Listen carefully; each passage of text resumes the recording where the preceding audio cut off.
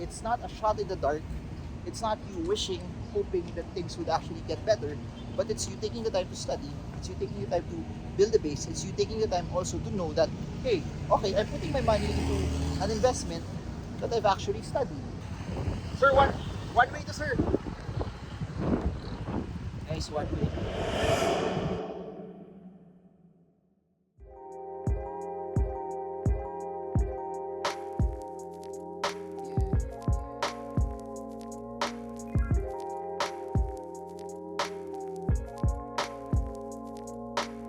So I'm here with little Satosh right now. I'm not sure if you see her. She's over there. She looks a bit pissed. I don't know why she looks pissed or angry. But while I was walking, there was someone who approached me, a follower. His name's Ryan. He's probably from BGC also, and asked me the question. And I'm sure a lot of people are asking this question as well. They want to know what's the best way to make more money in investing. That's the golden question. Everyone wants to make more money. Everyone wants to earn more. Everyone wants to have the ability to have their money work hard for them. And just to give you context on how it is, so that you can create a framework also on how you could actually do it.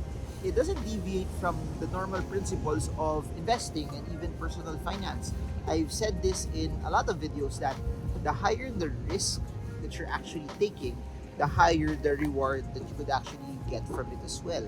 And in the same way, the lower the risk that you're actually taking, the lower the reward that you could actually get, or the lower the earnings. And that's why when you put your money, say, in bonds, which gives you a predictable interest rate, which gives you a predictable return, or in the same way, Pag-ibig MP2, which is pretty much a government guaranteed capital in your investment, it will give you somehow a stable return. It will give you something that's higher than inflation.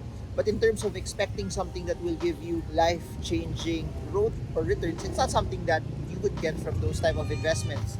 What are you saying? What are you saying? What are you saying? Huh? Do you agree?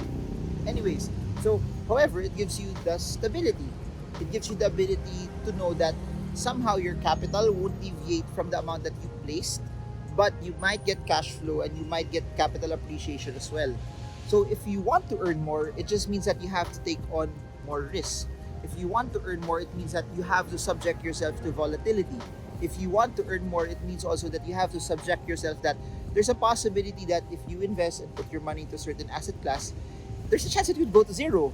There's a chance that it could drop, the value of your capital could drop by 50+%. There's a chance also that it could be lower. And the entire principle and narrative of how investing would go is just pretty much like that. There's no such thing as an investment that's safe, that's risk-free, that will give you a large amount of return. That doesn't happen. That's why also I've been harping this over and over, that if you're the type of person that wants to earn more, you need to study more. We might walk, because ito Satoshi's like doing this already.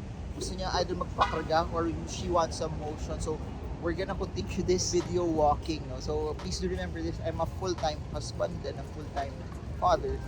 I'm just a part-time investor. There are certain things that we prioritize also in life. And if there's one thing that I'll prioritize it Satoshi. So if I get to do videos while doing it, then even better. So let's walk. Little Satoshi will be here. Please do remember that there's no such thing as investments that will give you something that is of high return, but it's safe. That if you want to go the route of earning more, getting more, then you have to take on volatility. You have to take on investments that will give you a greater amount of return, but also a greater amount of risk. The problem with that, in my opinion, is this. If you don't start early and you don't start young, and it takes you a longer time to actually do it, if you're older already, the problem there is this. The older you get, the lesser amount of risk that you could actually enter in if you are an investor. It also doesn't change. So the younger you are, the more risks you could actually take.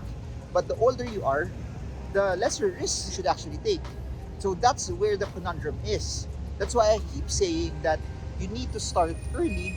You need to start taking risks as early as you can. Again, let me qualify this. When I say risk, it's not risk that you're just guessing, you're just throwing a dart, you're not sure what's gonna happen. When I say risk, it's something that's calculated, it's something that you study, it's something that you spend an amount of time also to understand and get to know. Because please do remember, even if there are risks attached to investments, it doesn't mean that you're left all alone in the dark. It doesn't mean also that it's not gonna do well for you.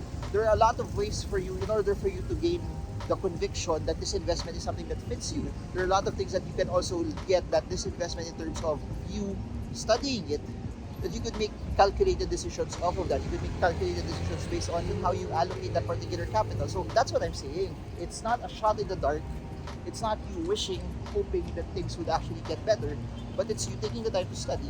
It's you taking the time to build the base. It's you taking the time also to know that, hey, okay, I'm putting my money into an investment that I've actually studied.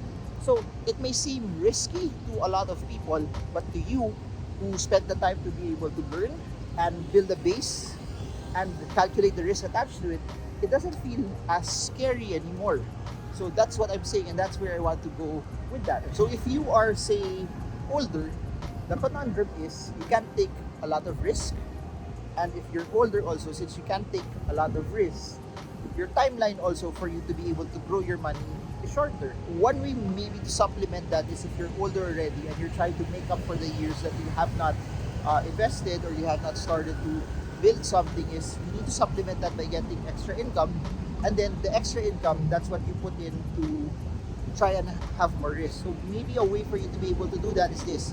Some of your normal earnings, if you are a salaried person, or if you are a business owner and then you're giving a salary to yourself, or if you just have enough money that you could set aside for investing, follow your normal pathway there. If you're older, then the investments that you put in there should be a bit not as risky anymore, especially if you would need the money in a set number of years. However, that's why I keep telling people that entrepreneurship and investing go hand in hand, because if you know how to segment your money also, every time you get extra, that's where you take on more risk. That's where you try to add to riskier positions. The mentality to approach that is this: if it goes down, it's extra money that you've earned on top of your salary. If it goes down, it's extra also on top of your investments that are relatively safe. For people who are a bit scared to try investments that are, say, alternative or have a larger amount of risk to it or have volatility, the way to do it is to overcompensate and put in more money in investments that are safer, in investments that have lesser amount of risk. So that when you start doing that, because there's a larger position and allocation already on those investments that are safer, as you start to allocate into those investments that are riskier, they really won't make a dent at the start. Sir, one way to sir. Nice one way. Pet peeve, guys. So one-way roads, people shouldn't do that, but it is what it is. But hi, frustrating. Anyways, so if you notice it, also the way you segment your riskier investments is, as you start doing it with smaller amounts and then you already have investments that are not as risky, it would be easier for you to be able to scale it up. It would be easier for you to be able to maybe add more into it, because you're doing it gradually and you're using extra income for it. And aside from you using an extra income for it, you are still investing on assets that are not as risky. So just to make it super practical, for example, nasanay ka sa real estate, or nasanay ka sa bonds, or you're buying stocks that are relatively safer. Continue with that, but say you get a bonus, or you get something extra, or you get promoted next year and then your salary gets higher. The extra that you get from that, that's what you invest in, say, Bitcoin, technology-related stocks. Or that's where you can also look at stocks that would give you good capital appreciation even if they don't have dividends. And if you notice it also, you're doing it gradual. And as you're doing it gradual, it's not something that's scary anymore for you, because you're doing it slowly. You're taking in more risk also. Your smaller risk investments are getting bigger and bigger and bigger. So the proportion of low risk investments is so big that as you enter in and have more higher risk investments, they won't make a dent for you at the start.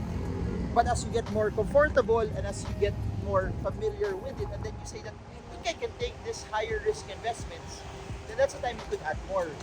So that's my approach now. For those who are asking, for Ryan, who I met, that's my approach for it. If you're the type of investor that's conservative, but you actually want to earn more because you really think that you still need to ramp it up because you're a bit older already, so that's what you can do. Combine assets that are low risk and then scale it up with assets that are high risk. So always remember this also.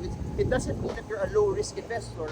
All of your investments should be low risk. It probably means that you should have a higher allocation on assets that are low risk, but have a position also on higher risk investments, but on smaller quantities and smaller percentages. I hope that this is something that gave you insight in this, and I hope it helps, because when you realize it, the fastest way to earn is to take in more risk, but for you to take in more risk, you also have to do it slow, which is the fastest way to earn more is to do it slow. I hope you guys got a lot from this. Marvingermo. With little Satoshi, this walking journey, no, it actually worked. Kasi, look, she's now asleep.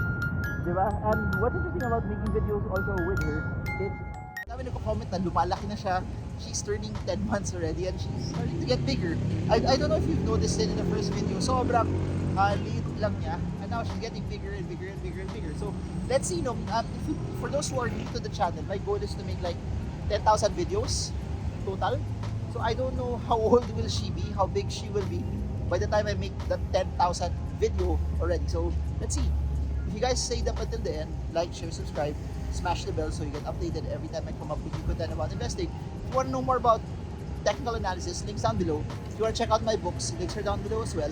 If you want to check out the seminars that I have, everything's down below. And if you want to invest in crypto, check out Binance below. So that's it for now. Marvingermo. I hope this video helps you trade well, trade strong, trade smart. Good na. See you all again. God bless you all.